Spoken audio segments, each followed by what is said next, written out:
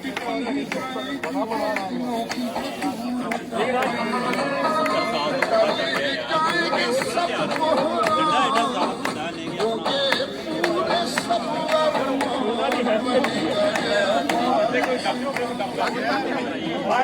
Biden जिंदाबाद।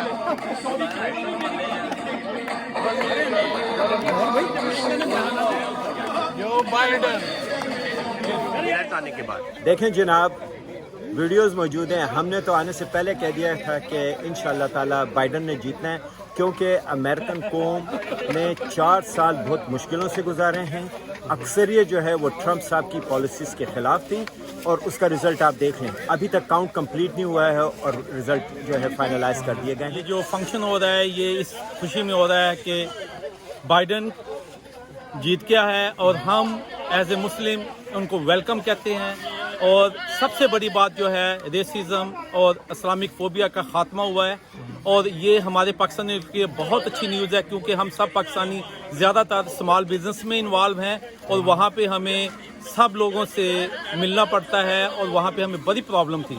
तो इंशाल्लाह मुझे उम्मीद है कि बाइडन के इस 4 साल के दौर में ना सिर्फ पाकिस्तानी कम्युनिटी इम्प्रूव करेगी बल्कि स्मॉल बिजनेसेस भी जो हैं वो भी बूस्ट हो। बाइडन ने अपनी स्पीच में भी कहा कि वो अमेरिका का प्रेसिडेंट है, वो सबको साथ लेके चलेगा और हम सब उसके साथ हैं। God bless America. तो अगले 4 साल कैसे मुख्तलिफ देखते हैं पिछले 4 सालों से? देखिए, पॉलिसी तो थोड़ी सी उससे बेहतर होंगी। जो रेसिज्म की हैं, जो इकानमी की हैं, जिस बेस पे लोगों ने उसको वोट दिया है, अब उसको भी अगर वो अच्छा काम करेंगे चलेंगे तो अगले 4 साल फिर उसके मजीद होंगे। ये फैसला अमेरिकन अवाम करेगी, उसकी सोच। सब हम डेमोक्रेटिक रिपब्लिक के लोग हैं, हम लोगों को सबको इकट्ठा करते हैं। यहाँ एक पाकिस्तानी होके वन प्लेटफॉर्म पर इकट्ठा है, अपनी सपोर्ट जो भी नई गवर्नमेंट है उसको हम वेलकम करें। Thank you. न्यू प्रेसिडेंट आ गए हैं यूएसए के, जो बाइडन, ये भी एक मेन मकसद था। Second, winter is coming, summer is gone, nice weather today. So corona की वजह से भी काफ़ी दोस्तों से मुलाकात नहीं हुई काफ़ी अर्से से, तो हमने प्लान किया कि हम लोग सेलिब्रेट करते हैं कि अमेरिका में जो इलेक्शन हुए हैं, न्यू प्रेसिडेंट आए हैं, चेंज आया है, मुसलमानों के लिए बहुत अच्छा हुआ है ये, और इंशाल्लाह आगे भी अच्छा होगा। उसने हमारे हक में बयान दिया है। We are very happy.